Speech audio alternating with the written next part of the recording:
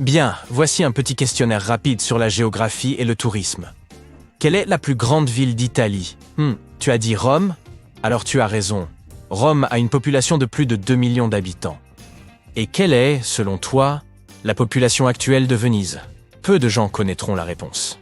Mais voilà. En 2022, il y avait un peu plus de 258 000 habitants.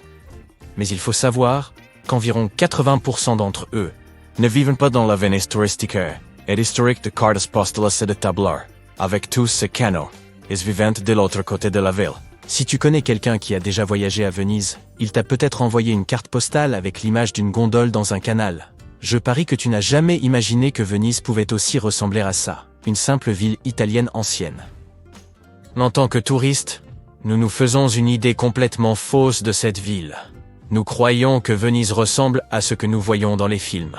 Je suis désolé de devoir te détromper, mais Venise ne se résume pas à des canaux rectilignes et à de vieux ponts. Voici les limites de la vraie Venise.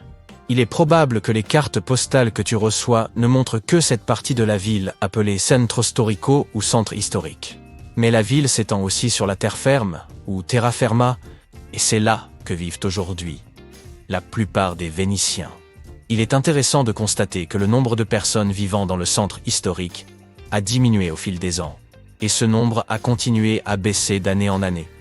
Aujourd'hui, seules 50 000 personnes peuvent se permettre de vivre dans le centre historique. Pour comprendre ça, remontons un peu dans le temps. Avant que Venise ne devienne une importante ville italienne, elle n'était rien d'autre qu'un village de pêcheurs. Ce n'est que vers le 5e siècle que des gens ont décidé de bâtir une ville sur le sol marécageux des îles vénitiennes. Si tu t'es déjà demandé comment Venise tenait le coup, disons que c'est grâce à de solides blocs de bois enfoncés profondément dans le sol. Il faut un mélange d'oxygène et d'eau pour que le bois s'abîme, et dans les sols marécageux, il n'y a pas beaucoup d'oxygène, donc les bâtiments ne risquaient rien. C'est au Moyen-Âge que Venise est devenue l'un des empires maritimes les plus importants du monde. Tu te souviens peut-être que c'est de là qu'est originaire Marco Polo, le célèbre marchand et explorateur.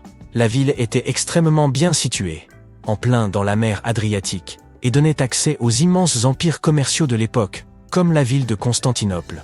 À cette époque, les métiers les plus prestigieux, comme celui de Marco Polo, étaient liés au commerce de longue distance. Depuis, Venise se compose de 118 îles, et certains disent que la ville compte environ 400 ponts. Petite question, peux-tu citer 2 des îles vénitiennes parmi les plus célèbres? Nous avons d'abord Burano. L'île de Burano est célèbre pour sa dentelle et son paysage super coloré. Pour info, Burano abrite aussi une tour penchée un peu moins célèbre que celle de Pise. Elle s'appelle la tour de Burano. Et puis, il y a l'île de Murano. Elle est célèbre pour ses produits en verre fin. Tu peux trouver un peu de tout, des vases énormes, des verres à eau, des bijoux, et ainsi de suite. Ces produits sont très raffinés, mais aussi très chers. Mais tu sais ce qu'on dit, le temps change tout. Au XXe siècle, Venise n'était plus la plaque tournante commerciale qu'elle avait été. Sa puissance économique était en train de s'effondrer. Et on a donc décidé d'investir dans quelque chose d'autre. La valeur historique. Et le meilleur moyen de mettre en œuvre cette stratégie, c'était la préservation. Avouons-le, si tu es un touriste qui aime l'histoire, tu sauterais sur l'occasion de visiter un site du patrimoine de l'UNESCO, n'est-ce pas? Au départ, c'était plutôt une bonne chose pour la ville.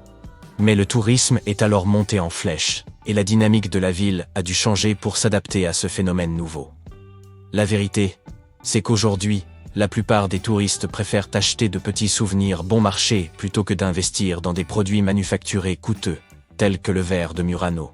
Les magasins traditionnels ouverts depuis des siècles n'avaient tout simplement plus les moyens de rivaliser avec les nouvelles enseignes installées pour répondre aux besoins des touristes.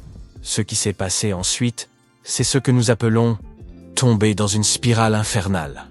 Il se trouve que les touristes ont attiré encore plus de touristes, et Venise a perdu le contrôle de la situation. Le nombre maximum de touristes à Venise serait d'environ 22 500 personnes par jour. Mais, en 2021, la ville a vu passer jusqu'à 80 000 touristes par jour à certains moments de l'année. Si tu considères que le centre historique de Venise ne compte plus que 50 000 habitants, cela signifie que les touristes sont presque 2 fois plus nombreux que les habitants. C'est ce qui a donné à Venise l'un de ses surnoms les plus courants, à savoir une ville à court terme. Je veux dire que si tu vis dans une ville touristique comme New York ou Paris, tu feras en sorte d'éviter les parties les plus fréquentées. Mais à Venise, c'est difficile, dans la mesure où il s'agit de plusieurs petites îles. Que tu le veuilles ou non, la ville est constamment bondée. Les habitants ont commencé à se plaindre qu'il fallait des heures pour obtenir une table dans un restaurant ou traverser une place importante comme la Piazza San Marco. Sans compter qu'au lieu des embouteillages de voitures, à Venise, tu peux faire l'expérience de l'embouteillage de gondoles. Mais ce n'est pas le pire. Lorsque le nombre de touristes a commencé à augmenter de façon exponentielle, les infrastructures d'accueil se sont également développées. Quand les propriétaires ont compris qu'ils pouvaient gagner plus d'argent avec les touristes qu'avec les locaux, les prix ont commencé à monter en flèche. C'est pourquoi, à partir des années 1950, de moins en moins de Vénitiens ont pu rester dans le centre historique de la ville. Les propriétaires ont décidé d'augmenter les loyers de manière considérable. Ainsi, une famille qui payait environ 800 € pour son appartement devait maintenant payer environ 1500 € pour pouvoir rester. Et les services sociaux ne pouvaient rien faire, car le phénomène se répandait dans tout le centre historique. Cela peut paraître anodin, mais quand on prend un peu de recul, on s'aperçoit que le tissu social de la ville était en train d'être bouleversé. Et oui, c'est généralement ce qui se passe dans les endroits super touristiques. La France est confrontée à un problème similaire. Le ministère français du Tourisme a constaté que les touristes dépensaient moins d'argent, mais qu'ils surexploitaient les sites touristiques classiques. Les villes sont constituées de bien plus que de bâtiments et d'infrastructures. Comme le disait le sociologue urbain Georg Simmel, elles doivent être hétérogènes. Et quand on augmente autant le prix des loyers, les premières personnes à être mises à la porte sont les jeunes générations. Ensuite, seules les personnes âgées les mieux établies peuvent se permettre de rester dans les centres-villes. Les choses ont commencé à dégénérer dans le centre historique de Venise, à tel point que l'UNESCO elle-même a menacé d'inscrire la ville sur sa liste des sites en danger. Plutôt dur, hein? Les autorités continuent de chercher des moyens d'atténuer les effets du tourisme. La première chose a été d'interdire aux normes paquebots de faire escale dans la zone historique. La ville a également instauré une taxe de tourisme. Normalement, toute personne qui dort dans le centre historique paie déjà une taxe. Mais aujourd'hui, les touristes doivent déclarer leur arrivée et payer une taxe journalière pour visiter l'île principale. Les bénéfices de cette taxe sont destinés à rendre la vie dans le centre de Venise plus abordable. Espérons que ces politiques permettront aux Vénitiens de revenir s'installer dans le centre-ville.